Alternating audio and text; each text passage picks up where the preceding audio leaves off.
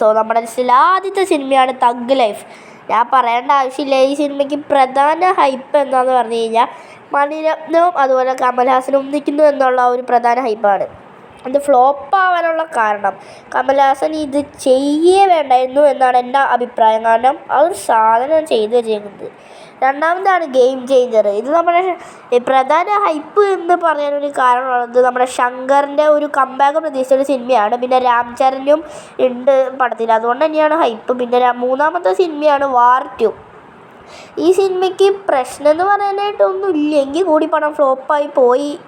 പക്ഷേ ഇത് കണ്ടിരിക്കാൻ രസമാണ്. പിന്നെ NTRൻ്റെ ഒരു വില്ലൻ വേഷം ചെറിയ രീതിയിലൊക്കെ മിസ്റ്റേക്ക് അവിടെ ഇവിടെയൊക്കെ ഉണ്ടെങ്കിൽ കൂടി പ്രശ്നമൊന്നുമില്ല.